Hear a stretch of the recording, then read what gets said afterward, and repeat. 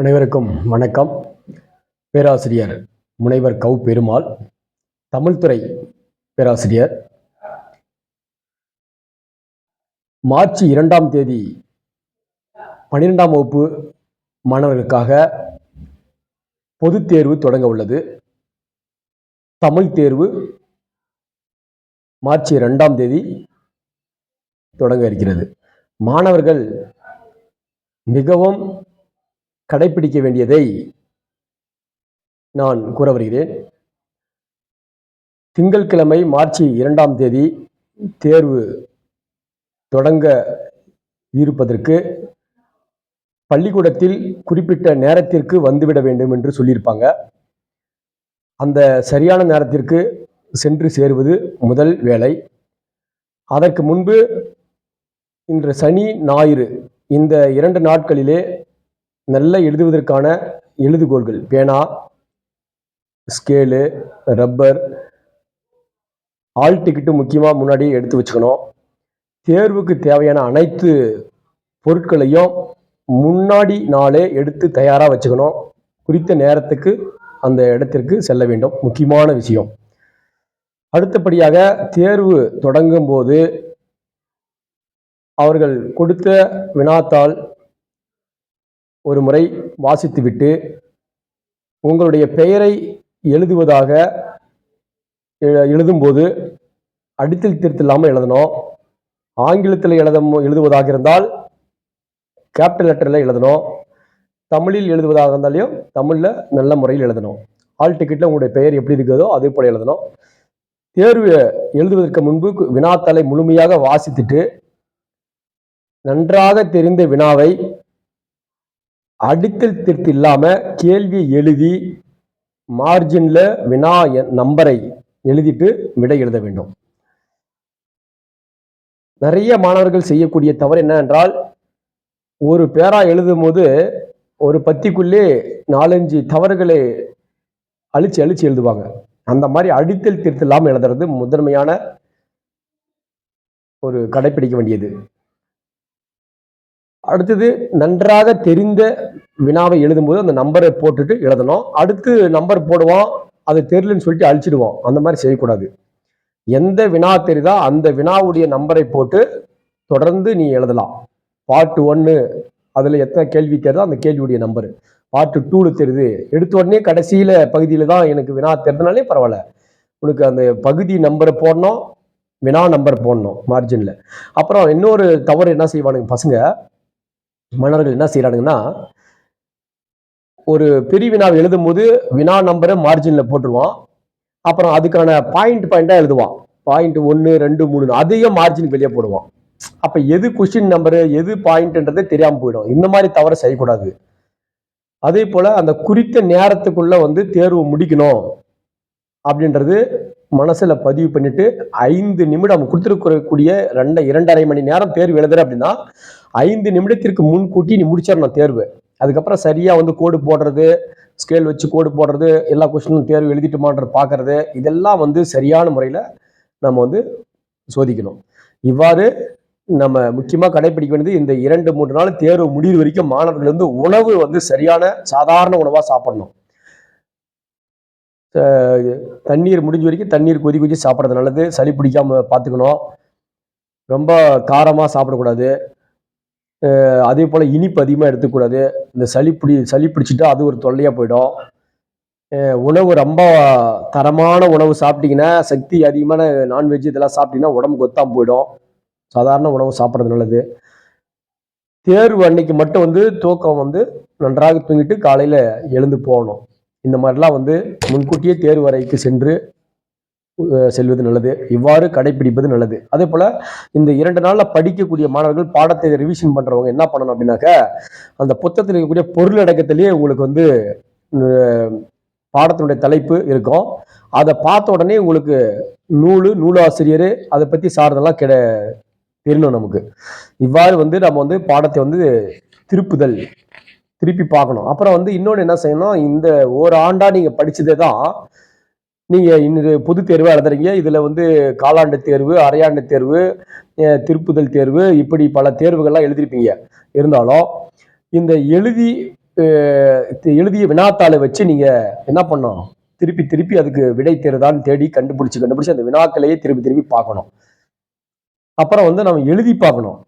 அந்த பொது தேர்வுக்கு போய் எழுதுவதற்கு முன்கூட்டியே வந்து நீங்க இதுவரைக்கும் படித்தது எல்லாம் பாடல்கள் எல்லாம் வந்து பாடல் வரிகள் எல்லாம் வந்து எழுதி எழுதி நீங்களே திருத்தணும். திருத்திட்டு நீங்க அதை மறுபடியும் சரியா எழுதி பழகிடணும். அப்படி எழுதி பழகிட்டீங்கன்னா நீங்க தேர்வுல போயிட்டு எழுதும் போது உங்களுக்கு அப்படியே ஆற்று நீர் போல சரளமா வரும். இங்க எழுதி பயிற்சி எடுக்கல அப்படின்னாக்க உங்களுக்கு வராது. என்னதான் நீங்க காலாண்டு தேர்வு, அரையாண்டு தேர்வு, திருப்பதி தேர்வு எழுதியிருந்தா கூட அப்பவும் இந்த கடைசி நாட்கள்ல ஒரு 2 நாட்கள்ல நீ வந்து எந்த அளவுக்கு வந்து போராடி நீ எழுதி எழுதி பயிற்சி எடுத்து பயிற்சி பண்றது, உரையாடுறது, அதுவும் ஒருத்தர் 2 மாணவர்கள் சேர்ந்து கூட வந்து ஒருத்தர் வினாக்கள் கேட்டு கேட்டு உரையாடி புத்தகத்தை பார்த்து இந்த மாதிரி படிக்கும்போது நல்ல மனசை பதிவாகும். இவ்வாறு வந்து தேர்வு எழுதுவதற்கான ஒரு கடைப்பிடிப்பு அப்படின்றது ஒன்று இருக்குது. அது போல வந்து நூலாசிரியர் அதே போல ஒவ்வொரு பாடப்பகுதியினுடைய பின்பக்கத்திலையும் நமக்கு வந்து அந்த கட்டம் போட்டு ஆசிரியர் குறிப்பு நூல் குறிப்புன்னு கொடுத்துருப்பாங்க. இது வந்து முக்கியமா கட்டாயமா படிங்க. அதுல இருந்து நிறைய வினாக்கள் கேட்டிருப்பாங்க. நமக்கு வந்து பாடத்துல வந்து ஒரு செய்யுள் பேரை கொடுத்துருப்பாங்க. ஆனா அந்த ஆசிரியர் வந்து பல தேர்வுகள் இருப்பாங்க. எடுத்துக்காட்டுக்கு வந்து இளந்தமிழே அப்படின்னு ஒரு செய்யுள் இருக்குது. அது சிற்பி பாலசுப்ரமணியன் கொடுத்துருக்காங்க. இப்ப அந்த சிற்பி பாலசுப்ரமணியன் பத்தி கட்டாயமா நாம் வந்து என்ன தெரிஞ்சுக்கணும் அப்படின்னாக்க, அவர் வந்து 2 முறை சாகித்ய அகாடமி விருது வாங்கியிருக்காரு. ஒரு கிராமத்து நதி அப்படின்ற நூலுக்காக ஒரு முறை வாங்கியிருக்காரு. அப்புறம் ஒட்டுமொத்த படைப்புக்காகவும் வாங்கியிருக்காரு, மொழிபெயர்ப்புக்காக அந்த மாதிரி. அப்ப இவ்வாறு வந்து என்னென்ன நூல்கள் இருக்காங்க, ஒளிப்பறவை, சர்ப்ப யாகம், சூரிய நிழல், மௌன மயக்கங்கள், பூஜ்யங்களின் சங்கிலி, இப்படி எல்லாம் வந்து அவர் நூல்கள் எழுதியிருக்காங்க. இப்ப இதெல்லாம் வந்து நீ சேர்த்து நீ இதை வந்து படிச்சுட்டு போனேன்னா உனக்கு அதுல இருந்து வினாக்கள் கேட்பாங்க. இப்ப அதே போல தம்பி நெல்லையப்பருக்கு அப்படின்னு பாரதியார் எழுதியதாக சொல்றாங்க. அப்ப தம்பி நெல்லையப்பருக்கு பாரதியார் எழுதியிருக்கா, பாரதியாரை பத்தி நீ தெரிஞ்சுக்கணும். பாரதியாருக்கு வந்து தேசிய கவியின் பேர் உண்டு. கண்ணன் பாட்டு, குயில் பாட்டு, பாஞ்சாலி சபதம் எல்லாம் அவர் எழுதினாரு. இவர் வந்து 7 வயதில் வந்து கவி பாடும் திறன் பெற்றாரு. 11 வயதுல வந்து பாரதி என்ற பட்டம் வந்து எட்டயப்புற சமஸ்தான அவையில் கொடுத்தாங்க. இப்போ இவ்வாறெல்லாம் வந்து அவர் என்னென்ன பத்திரிகைகள் நடத்துறாரு, இது போல பாரதியாரை பத்தி தெரிஞ்சு வச்சுட்டு போனோம். என்ன பாடல் பாடினாரு, விடுதலைக்காக போராடினவரு, இவ்வாறெல்லாம் வந்து தெரிஞ்சுட்டு போனோம். அது போல ஒவ்வொரு செய்யுளையும் பின்பக்கத்தில் இருக்கக்கூடிய பாடங்களை வந்து நீ திருப்பி பார்க்கணும். இப்ப சிலப்பதிகாரத்தை பத்தி ஒரு வினா கேட்டிருக்காங்க அப்படின்னு சொன்னா, சிலப்பதிகாரத்தை எழுதியவர் வந்து இளங்கோவடிகள். அந்த சிலப்பதிகாரம் வந்து கோவலன் கண்ணகி மாதவி உடைய கதைகளை கூறுது அப்படின்னு சொல்லி தெரிஞ்சுக்கணும். இப்ப சிலப்பதிகாரம் வந்து என்னென்ன பேரு, வேற பேர்கள் இருக்குது, முத்தமிழ் காப்பியம், குடிமக்கள் காப்பியம், மூவேந்தர் காப்பியம், இப்படிலாம் வந்து சொல்லப்படுது அப்படின்றது நம்ம தெரிஞ்சுக்கணும். இதுல வந்து சிலப்பதிகாரத்துல முக்கியமான நமக்கு 12ஆம் பாடத்துல என்ன கொடுத்துருக்காங்க அப்படின்னு சொல்லலாம், மாதவி நாட்டியம் ஆடியதை பத்தி அந்த பாடல்ல கொடுத்துருக்காங்க. அவளுக்கு அந்த அமைப்பு மேடை அமைப்பு, அதாவது வந்து 7 கோல் அளவு அகலமும், 8 கோல் அளவு நீளமும், 1 கோல் அளவு உயரமும் அப்படின்னா, அந்த கோல் அளவு என்னன்னா உத்தமனுடைய பெருவிரல், இந்த பெருவிரல் உத்தமனுடைய பெருவிரல் அளவு 24 அளவு கொண்டது ஒரு கோல் அப்படின்றான். உயரம் நீளம். அப்ப 24 அளவு கொண்ட அந்த பெருவிரல்ல வந்து ஒரு கோல் என்று எண்ணி அளவு வச்சிருக்காங்க. அப்ப அந்த கணக்குப்படி நம்ம அது என்ன பண்ணோம், நினைவில் வச்சுக்கணும். அப்ப அந்த திரையை கூட சொல்லியிருக்காங்க. சினிமா திரை இருக்கு இல்லையா, அது வந்து ஒருமுகலினி, பொறுமுகலினி, கறந்து வரல் எழினி, இவ்வாறு சொல்லியிருக்கிறான். ஒருமுகலினா ஒரு பக்கத்திலிருந்து வரக்கூடிய திரை, பொறுமுக எழினா 2 பக்கம் வரக்கூடிய திரை, கறந்து வரல் இல்லைன்னா மேலிருந்து கீழே வரும் திரை. இவ்வாறெல்லாம் வந்து சிலப்பதிகாரத்துல மேடை அமைப்பு முறையை வந்து சொல்லியிருக்காங்க. இது போல வந்து நம்ம ஒரு பாடமா படிக்கிற போது அந்த யாழ் கூட சொல்லியிருக்காங்க. பேரு யாழ்னா 21 நரம்புகள், 21 நரம்புகள் கொண்டது வந்து பேரு யாழ். 19 நரம்புகள் வந்து 19 நரம்புகள் கொண்டது வந்து மகர யாழ். இப்படி வந்து சொல்றாங்க. 14 நரம்புகள் கொண்டது, 7 நரம்புகள் கொண்டது சகோட யாழ் அப்படின்னு ஒண்ணு இருக்குது. இதெல்லாம் வந்து அந்த பாடப்புத்தகத்துல கொடுத்துருக்காங்க. இவ்வாறு வந்து நீங்க அந்த பகுதிகள்ல இருந்து உள்பகுதியில இருந்தெல்லாம் வந்து வினாக்கள் வந்து கட்டாயமா எழுப்புவாங்க. அதே போல திருக்குறளை பத்தி வினாக்கள் வந்து கட்டாயமா வரும். திருக்குறளை பற்றி படிக்கிற போது திருக்குறளை வந்து ஆங்கிலத்தில் யாரும் மொழிபெயர்த்தாங்க, ஜி போப்பு. லத்தீன்ல யார் மொழிபெயர்த்தாங்க, வீரமாமுனிவர். அந்த திருக்குறள்ல எத்தனை பால்கள் இருக்குது. அறத்துப்பால் 38 அதிகாரம், பொருட்பால் 70 அதிகாரம், காமத்தப்பால் 25 அதிகாரம், இவ்வாறெல்லாம் வந்து பிரிச்சு கொடுத்துருக்காங்க. இதுல பொதுவா அணி இலக்கணம் கூட கொடுத்துருக்கோம். இப்ப அன்பும் மரணம் உடைத்தாயின் இல்வாழ்க்கை பண்பும் பயணம் அது நிரல் நிறைய அணி அப்படின்ற அணி இலக்கணம் எல்லாம் கொடுத்துருக்காங்க. அப்ப திருக்குறளை கொடுத்துட்டு என்ன அணி அப்படின்னா கூட நிச்சயமா வந்து வினாக்கள் வந்து கேட்பாங்க. இவ்வாறு வந்து நீங்க புத்தகத்தை வந்து ஒரு முறை திருப்பி பார்க்கும்போது நீங்க வந்து என்ன பண்ணணும், அந்த பாக்ஸ் பின்பக்கம் வந்து கட்டத்தில் கொடுத்துருப்பாங்க, ஆசிரியர் குறிப்பு நூல் குறிப்பு அப்படின்னு கொடுத்துருப்பாங்க. அது எல்லாத்தையும் வந்து நீங்க கவனமா படிக்கணும். ராமலிங்க அடிகளார் அப்படின்னு ஒரு புத்தகம், தெய்வமணி மாலை, சென்னை பாரிமுனைன்னு சொல்லுவாங்களா, அங்க கந்தக்கோட்டத்தை முருகன் மீது பாடப்பட்டதுதான் தெய்வமணி மாலை. கந்தக்கோட்டத்தை முருகன் அங்கதான் கோயில் அமைச்சிருக்காங்க. ராமலிங்க வாயிர, அதாவது வாடிய பயிரை கண்ட போதெல்லாம் வாடினேன் அப்படிலாம் சொல்லுவார் அவரு. அப்ப அவர் எழுதிய உரைநடை நூல்கள் 2 இருக்குது. மனுமுறை கண்ட வாசகம், ஜீவகாரண்ய ஒழுக்கம் அப்படின்லாம் பழகி. அவர் மருதூர்ல பிறந்தவர், வடலூர்ல சத்திய தர்மசாலையை நிறுவினாரு அப்படின்லாம் வந்து நம்ம பாக்குறோம். அது போல வந்து இப்ப அவருடைய நூல்கள் மட்டுமல்லாம மனுமுறை கண்ட வாசகம், ஜீவகாரண்ய ஒழுக்கம் சொல்லியாச்சு. உரைநடை நூல்கள், திருவருட்பா அப்படின்ற 6 திருமுறைகளை கொண்டது ராமலிங்கர் எழுதியது. அதுல 5ஆம் திருமுறையில தான் தெய்வமணி மாலை இடம்பெற்றிருக்குது அப்படின்னு சொல்றாங்க. சமரச சன்மார்க்க நெறிமுறையை வந்து வகுத்தவர் இவரு. இதெல்லாம் பார்க்கிறோம். அது பெருமாள் திருமொழி அப்படின்னு பார்க்கும்போது குலசேகர ஆழ்வார், ஆழ்வார்கள் 12 பேர்ல வந்து வைணவ சமயமான பெருமாளை போற்றி தொண்டு செய்தவங்க தான் 12 ஆழ்வார்கள். அதுல சேர பரம்பரையை சேர்ந்தவரா குலசேகர ஆழ்வார். இந்த குலசேகர ஆழ்வார் பார்த்தீங்கன்னாக்கா அவரு வாளால் அறுத்து சுடினும் மருத்துவன் பால் மாளாத காதல் நோயாளன் போல் மாயத்தால் மீளா துயர்தரினும் வித்துவ கொட்டம்மா நீ ஆளா உணதருளே பார்ப்பன் அடியானே என்று குலசேகர ஆழ்வார் பாடுறாரு. என்னை சுட்டு போட்டா கூட, என்னை அறுத்து போட்டா கூட, நீ என்ன எனக்கு என்ன துன்பத்தை கொடுத்தா கூட உன்னை மறக்காம உனக்கு பாதத்திலே நான் விழுந்து கிடப்பேன்னு சொல்றாரு. இவ்வாறுலாம் வந்து தெரிஞ்சு வச்சுக்கணும். இந்த தேவாரம் வந்து திருஞான சம்பந்தரை பத்தி சொல்லியிருக்காங்க. 12 சைவ திருமுறைகள்ல முதல் 3 திருமுறையை பாடிவர் அவரு, திருஞான சம்பந்தர் அவரு. திருமயிலாப்பூர் பக்தியில, திருமயிலாப்பூர்ல 2ஆம் திருமுறையில் உள்ள பாடல் வந்து பாடியிருக்காங்க. 12 திருமுறைகளில் முதல் 3 திருமுறை பாடினார்னு சொல்லியாச்சு. இந்த 12 திருமுறை தொகுத்தவர் யாரா, நம்பி ஆண்டார் நம்பி அப்படின்றது தெரிஞ்சு வச்சுக்கணும். முக்கியமான பகுதி இது. அதுல அதே போல நடிகர் திலகம் சிவாஜி கணேசன் பத்தி எழுதியிருக்காங்க. பாலச்சந்திரன் சுள்ளிக்காடு அப்படின்றது எழுதியிருக்காரு. அவர் நடிகர் திலகனுக்கு வந்து நடிகர் திலகம் என்ற பட்டம் வந்து கொடுத்துருக்காங்க. பெரியார் தான் அவருக்கு சிவாஜி கணேசன் பெயர் வச்சிருக்காரு. அண்ணா நடத்திய நாடகத்தில் தான் அவரு நடிச்சிருக்காரு. இது போல வந்து அவருடைய திரைப்படத்துறையில இருந்தும் வந்து கட்டாயமா கேட்பாங்க. லங்கா லட்சுமி அப்படின்றது எழுதியிருக்காரு. சாகேதம், கஞ்சன சீதா இதெல்லாம் அவர் எழுதியிருக்காரு. அவரு பராசக்தி என்ற திரைப்படத்துல வந்து நடிச்சிருக்காரு.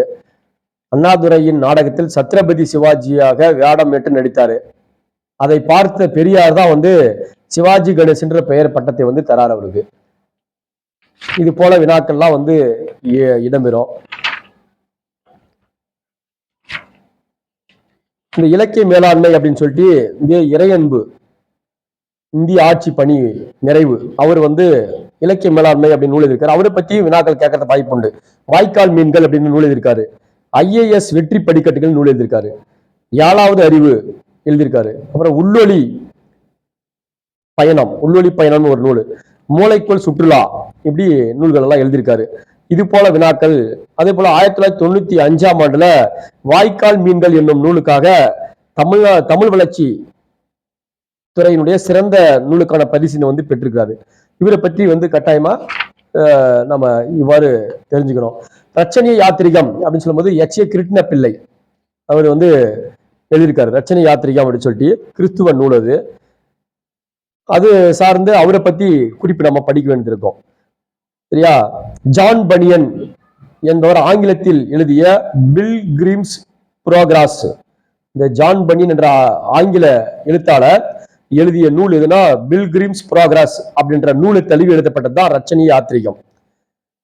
ஆங்கில நூலுவான பில்கிரிம்ஸ் புரோகிரஸ் என்ற நூலை தழுவி எழுதப்பட்டதுதான் ரச்சனை யாத்திரிகம். HA கிருஷ்ணபிள்ளை எழுதியிருந்தது. இதுல வந்து இந்த ரச்சனை யாத்திரிகம் வந்து பாத்தீங்கன்னா ஆதி பருவம், குமார பருவம், நிதான பருவம், ஆரண்ய பருவம், ரச்சனிய பருவம் அப்படின்னு 5 பருவங்களா சொல்லுது. ரச்சனிய மனோகரம் அப்படின்ற நூலவும் எழுதியிருக்காரு. கிறித்துவ கம்பர் அப்படின்னு அவர் சொல்லப்படுறாங்க.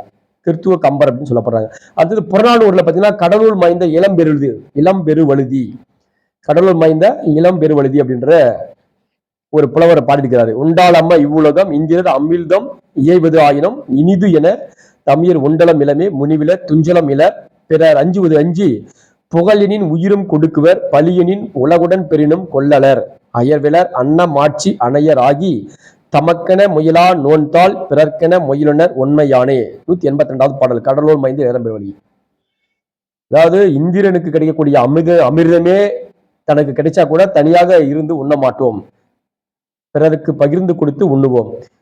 பெருமை கிடைக்கும் என்றால், புகழ் கிடைக்கும் என்றால் உயிரை கொடுத்து கூட நாங்கள் அந்த செயலை செய்வோம். ஆனால் பழி வந்து சேரும் என்றால் உலகத்தையே தனக்கு கொடுப்பதாக இருந்தாலும் செய்ய மாட்டோம். அந்த பாடல் வந்து அழகா சொல்லுது. இதுல வந்து பொதுவியல் திணையில அந்த பாடல் அமைஞ்சிருக்குது. வெற்றி முதல் பாடான் வரை உள்ள திணைகளில் கூறப்படாத செய்திகளையும் பிற பொதுவான செய்திகளையும் சொல்றதுதான் பொதுவியல் திணை என்றான். இவ்வாறு பொதுவியல் திணை என்றால் என்ன கூட தேர்வுள்ள வினாக்கள் கேட்கலாம். பொருள்மொழி காஞ்சித்துறை என்றால் என்ன கூட கேட்கலாம். மக்களுக்கு நலம் செய்யும் வாழ்வியல் நெறிகளை எடுத்து கூறுதல் பொருள்மொழி காஞ்சி அப்படின்றத வந்து சொல்றாங்க. இதுல இலக்கணங்கள்லாம் வந்து கேட்பாங்க. இந்த இளம் பெருவழுதி வந்து பார்த்தீங்கன்னா பாண்டிய மன்னருள் பெருவழுதி என்னும் பெயரில் பலர் இருந்தனர் அப்படின்னு சொல்றாங்க.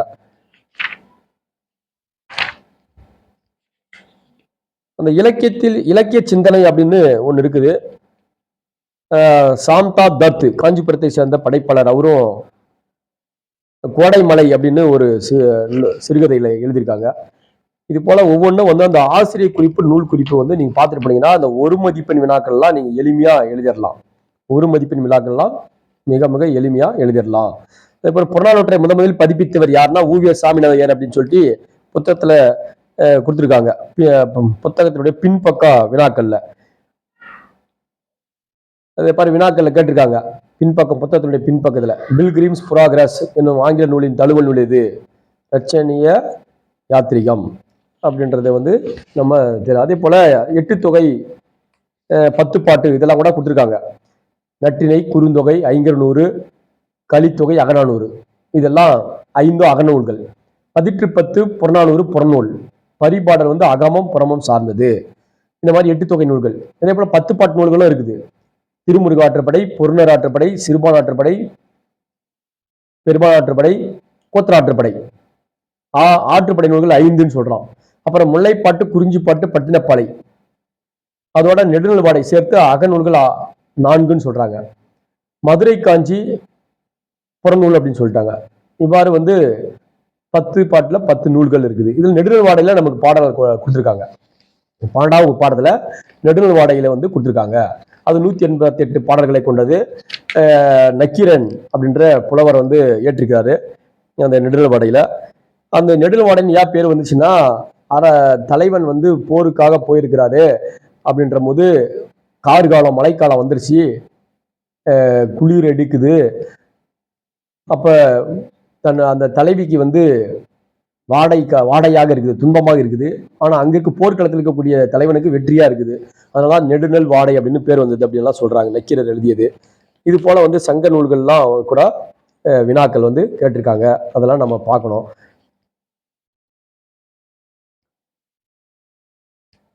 அதுல இன்னும் சொல்ல போனா முதல் கல் அப்படின்னு உத்தம சோழன் அப்படின்னு ஒருத்தர் எழுதியிருக்காரு.